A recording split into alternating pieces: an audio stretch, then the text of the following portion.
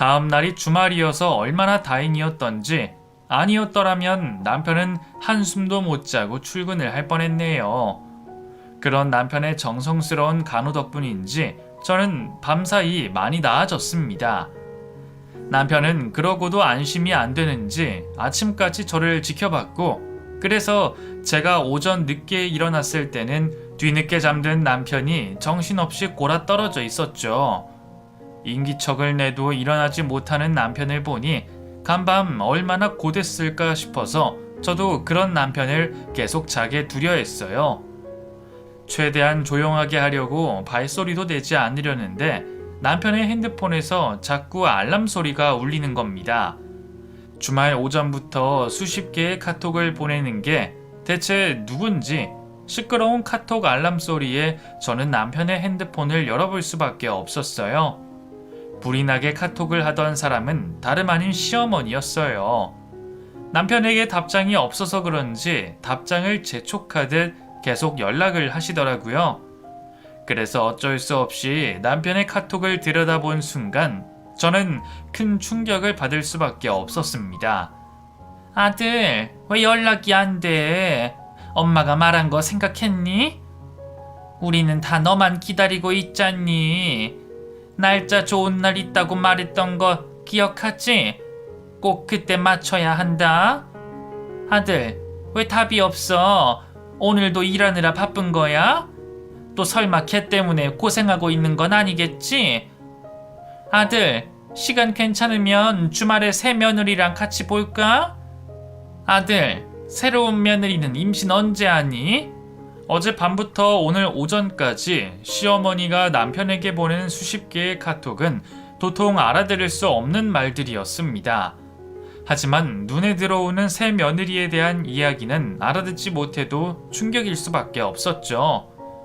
제가 시어머니를 보지 않겠다고 하고서부터는 남편이 제 앞에서는 시어머니와 통화하거나 카톡을 주고받는 모습도 보여주지 않았었기에 그동안 시어머니가 남편에게 무슨 얘기를 하시고 무슨 대화가 오가는지는 전혀 알지 못했어요. 그래도 더 이상 저 혼자 있을 때 찾아오거나 따로 저를 괴롭히는 일은 더 없길래 다행이라 생각했었는데 아무래도 제가 모르는 사이 무슨 일이 있기는 있었던 모양입니다. 그 와중에도 아들에게 왜 대답 없는지 묻는 시어머니의 카톡 소리에 제가 대신 답장을 보내고 말았습니다. 지금 집으로 갈게요. 같이 만나서 얘기해요. 그래? 그럼 새아가도 지금 오라고 하마. 얼른 와.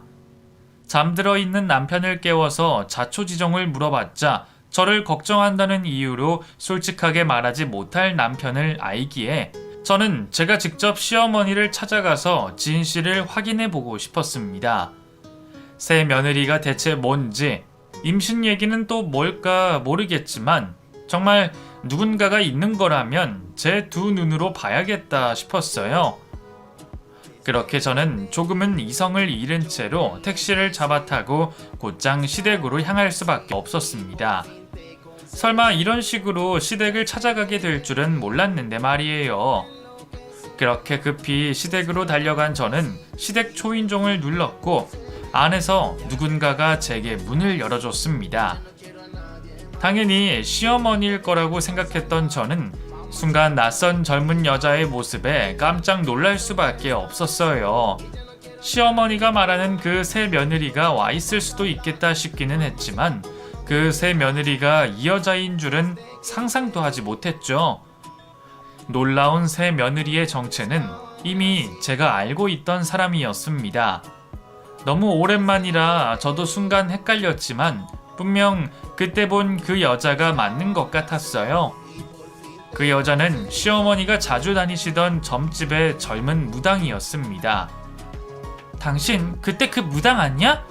당신이 여기 왜 있어? 설마 당신이 새 며느리였어? 아니, 여기는 어떻게?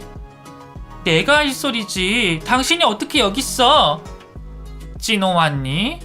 뭐야, 진호가 아니고 왜 네가 여기 있어? 어머니, 이게 어떻게 된 일인지 설명 좀 해주세요. 새 며느리가 이 여자였어요? 점집에서 만났던 무당이요? 말 조심해. 어디 보살님한테 함부로 굴고 있어. 그딴 식으로 하다가는 천벌 받을 줄 알아라. 천벌이고 말고 이게 무슨 상황이냐고요? 뻔히 처자식이 있는 사람한테 새 며느리니 임신이니 그게 무슨 헛소리예요?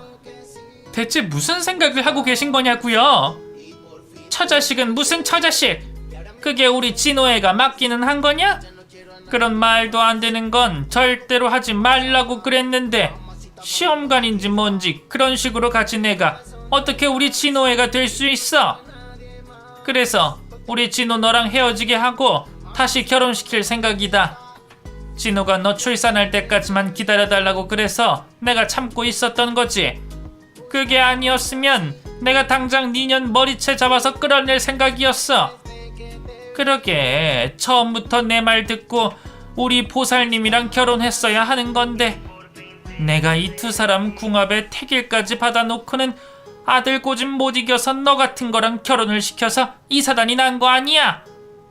얘기를 들어보니 시어머니가 전에 남편과 결혼시키려고 했던 사람이 다름 아닌 그 무당 여자였던 모양입니다.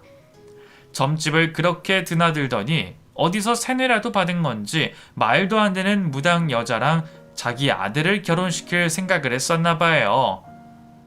하지만 미신이라면 질색을 하는 남편이 그런 여자를 좋다고 했을 리가 없었겠죠. 게다가 그때는 저희가 이미 만나고 있었으니까요. 하지만 시모는 그 미련을 버리지 못한 모양입니다. 그렇다고 어렵게 임신한 며느리를 두고 이제라도 저를 버리고 새 장가를 들게 하겠다면서 저 몰래 그런 꿍꿍이를 꾸리고 있었다는 게 황당하기만 했습니다. 대체 왜 이러시는 거예요? 제가 뭘 그렇게 잘못했는데요? 저보다 저 무당 여자가 며느리로 더 좋다 이거예요? 말 조심하라 안 했어? 어딘 너 같은 게 우리 보살님이랑 비교를 하고 있어?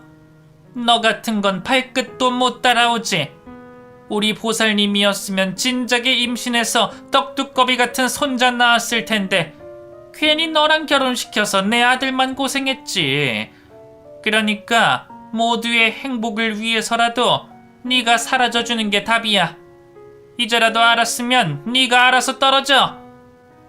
임신 못한 게 제 탓이에요? 애초에 남편한테 문제가 있는 건데 다른 여자라고 뭐가 다를까 봐서요. 제발 이상한 미신 같은 얘기 좀 그만하고 이성적으로 생각하세요. 시험관 시술을 이상하게 생각하고 남편에게 문제가 없다고 생각하는 시모도 말도 안 되는 비상식적인 얘기들을 끝까지 믿고 있는 듯 했습니다. 그게 다 저 무당 여자 때문인 건지 아닌지는 모르겠지만 아무리 시험관 시술을 못 믿는다고 해도 임신한 며느리를 보고 그런 짓을 할 수 있는 건지 시모가 단단히 제정신이 아닌 것 같아 보였어요. 그리고 그런 상황에 저도 눈이 돌아버릴 수밖에 없었죠. 그래서 저를 떼어내겠다며 악을 쓰는 시모에게 똑같이 대들었고 제가 기어이 시모의 뺨을 때려버렸습니다. 그리고 한참 욕을 하며 악을 썼던 것 같은데 그 뒤는 기억이 안 나더라고요. 악을 지르다가 잠시 기절을 했던 건지 깨어나 보니 병원이었습니다. 그런 제 옆에는 금방이라도 눈물을 흘릴 것 같은 표정의 남편이 있었죠. 제가 시댁으로 향한 뒤 깨어난 남편이 제가 없어진 것을 알고 곧장 시댁으로 쫓아왔었다고 하더라고요. 남편이 없었더라면 제가 기절한 상태에서 시모에게 무슨 짓을 당했을까 싶어 소름이 돋았지만 다행히 아이들은 무사했고 남편이 제때 도착해줘 고마웠네요. 하지만 그때는 남편 얼굴도 보고 싶지가 않았어요. 남편이 무슨 생각으로 시모 비위를 맞추고 있었는지는 몰라도 그런 일을 나한테 까맣게 숨기고 있었다는 게 너무 화가 나서 미칠 것 같더라고요. 정말 당신 엄마 말대로 나 출산만 하면 이혼하고 그 여자랑 결혼하려고 그랬어? 그 사이에 미리 아이 가지고? 대체 무슨 생각이었길래 당신 엄마한테 그런 소리 했는데? 그래서 여태 나를 속이고 나한테 잘해줬던 거야? 미안해서? 그런 거 아니야 수진아. 내가 너랑 왜 헤어져? 나 너랑 헤어질 생각 없는 거 너도 알잖아. 나는 그냥 엄마 진정시키려고 그랬던 것 뿐이야. 엄마가 말도 안 되는 소리 하는 게 한두 번도 아니고 그렇다고 내가 화내고 따지기만 하면 엄마가 가만히 있었겠어? 괜히 나 없는 사이에 너한테 뭐라고 할까봐 그랬던 거야. 그렇다고 그런 미친 소리에 동조하는 게 말이나 돼? 나는 당신이 당신 엄마의 그런 헛소리에 맞장구 친 게 더 기가 막혀. 그쪽에는 모른 척 하더라도 나한테는 말했어야지. 임신한 사람한테 그런 얘기를 어떻게 해? 안 그래도 어렵게 가진 아이들인데 그런 일로 잘못될 수는 없잖아.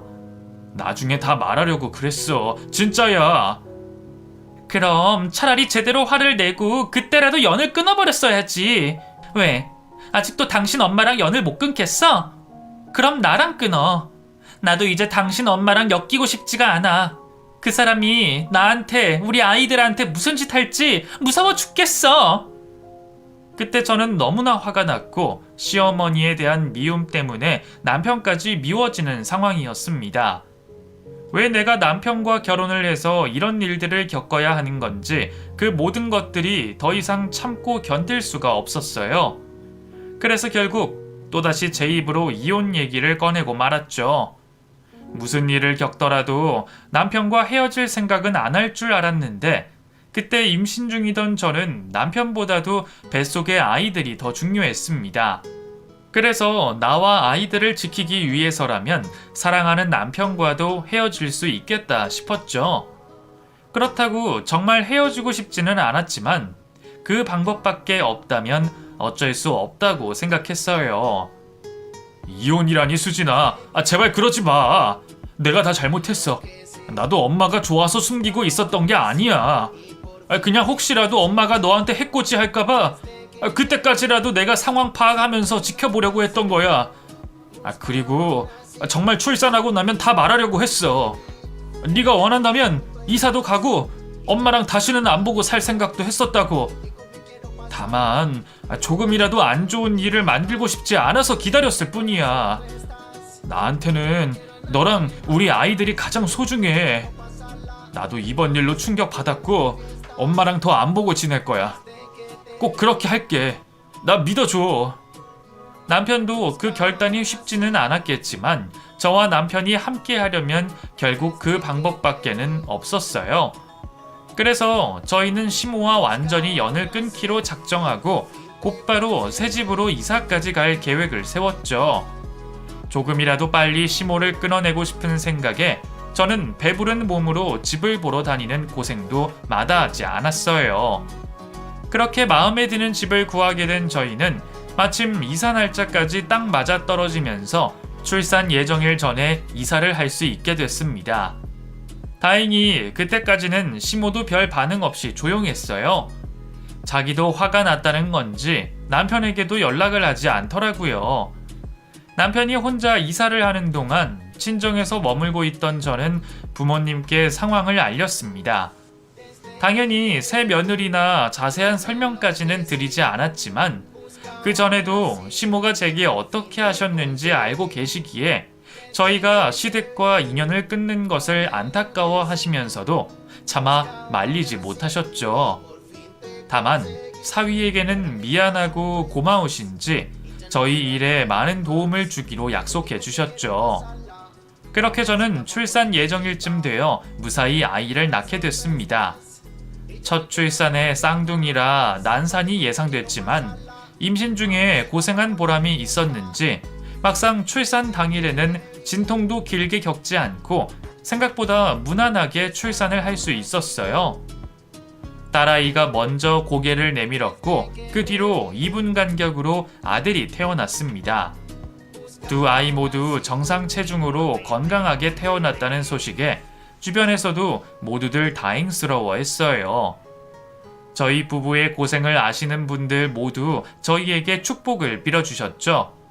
그 중에서도 가장 축하해 주시고 저를 걱정해 주신 건 다름 아닌 저희 시누이들이었습니다. 저보다 먼저들 출산을 경험한 형님들이라 그런지 누구보다 저를 걱정해 주셨죠. 시모와는 너무 다른 시누이들에게 저는 늘 감사한 마음이었어요. 그런데 그중 셋째 형님이 시모에게 제 출산 소식을 전했던 모양입니다. 올케가 엄마랑 안 좋은 건 알지만 그래도 무사히 아이 낳았다는 얘기는 전해야 할 것 같아서 말이야. 그래서 다른 얘기는 안 하고 그냥 출산했다는 말만 전했어. 그랬더니 엄마도 옳게 걱정하시더라고. 아이 잘 낳았는지 손주들 보고 싶으신가 봐. 나더러 데려가 달라고 엄마가 올케한테 먼저 사과하고 싶다고 그러시더라고.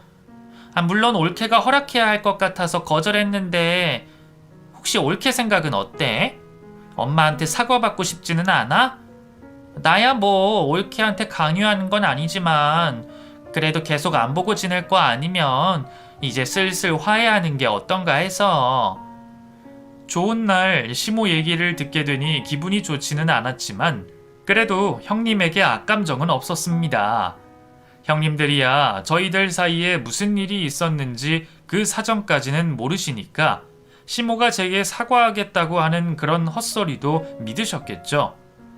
저희야 다시는 시모 얼굴 안 보고 살겠다고 해도 시누이들에게까지 그런 얘기를 전해야 할까 싶어서 굳이 말을 하지 않았었어요. 하지만 제가 아이를 낳았다고 이제 와서 손주들 얼굴이 궁금한지 아무것도 모르는 시누이들에게 그런 부탁을 전하려는 시모를 보자 저도 더 참을 수가 없겠더라고요. 그래서 저는 시누이들에게 그때의 일을 전부 털어놨습니다. 뭐? 엄마가 정말 그 점집 여자를 며느리로 삼겠다고 했다는 거야? 세상에, 아니 어떻게 결혼해서 자식까지 있는 아들한테 그럴 수가 있어? 우리 엄마지만 정말 미쳤다. 저도 형님들께 이런 얘기 전하고 싶지 않았어요.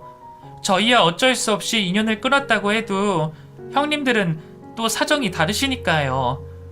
그런데 이런 식으로 형님들 통해서 저희한테 닿으려고 하시면 저도 말할 수밖에 없잖아요.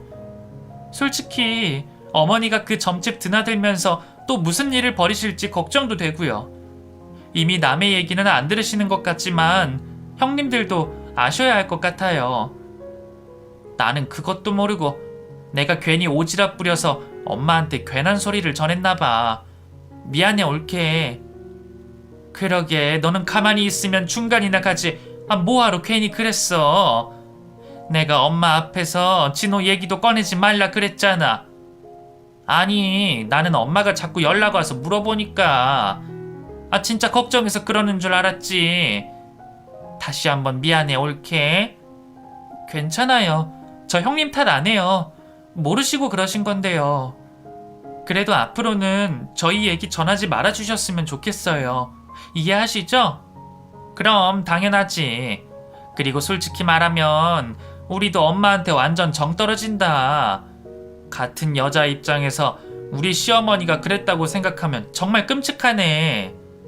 좋으신 형님들은 자기 어머니 일인데도 불구하고 모두 제 편을 들어주시며 저희 부부의 결정을 이해해 주셨습니다. 어쩌면 평소 시모에게 앙금이 쌓여 있던 건 저희 부부만이 아니었던지 저희가 겪었던 그 일이 형님들에게도 큰 충격이 됐던 모양이었어요. 그래서 다들 해도 너무한다며 시모를 욕하고 있었죠. 그 후로도 아들과 연락이 닿지 않아서 애달은 시모가 시누이들에게 돌아가면서 저희를 만나고 싶다고 보챘지만 시누이들은 전부 그런 시모를 무시하고 연락을 끊어버렸답니다. 그리고 그해 명절날에 가족들 중 누구도 시댁에 찾아가지 않았다네요. 그래서 결국 시모는 그렇게 애지중지하던 아들과 인연이 끊기고 나이 들어 유일한 비빌 구석이던 딸들과도 척을 지게 됐습니다. 앞으로는 손자 손녀도 보지 못하고 자식들에게 버림받아 외로운 신세가 됐죠. 그 나이 먹고 시모가 혼자 지내겠다는 생각을 하니 괜한 측은지심도 들었지만 결국 자기 업보가 아닌가 싶어서 동정이 생기지는 않더라고요. 다만 이제라도 부디 자신의 죄를 깨닫고 더 이상 가족들을 괴롭히지 않았으면 좋겠다 싶네요. 저희야 시모가 반성한다고 해도 다시 볼 생각은 없지만 스스로도 평안한 말년을 보내려면 깨닫는 게 있어야 할 듯 하네요. 그렇게 해서 저희 부부는 이제라도 마음 편히 아이들을 키울 수 있게 됐습니다. 말도 안 되는 일로 힘든 시기를 보내기는 했지만 이제 와서 보면 다 저희를 위한 일이었다는 생각도 듭니다. 그 덕분에 남편과 제가 더 돈독해질 수도 있었고 이사온 새 집에는 방도 하나 더 있어서 아이들 방으로 쓰기도 좋고 동네도 좋은 것 같아요. 그럼 저희는 앞으로도 서로를 믿으며 아이들을 잘 키우고 살아가겠습니다. 제 사연을 듣고 계신 여러분들이 저희 가족을 위해 행복을 빌어주셨으면 좋겠네요. 그럼 여러분들 가정도 평안하시기를 바라며 이야기를 마치겠습니다.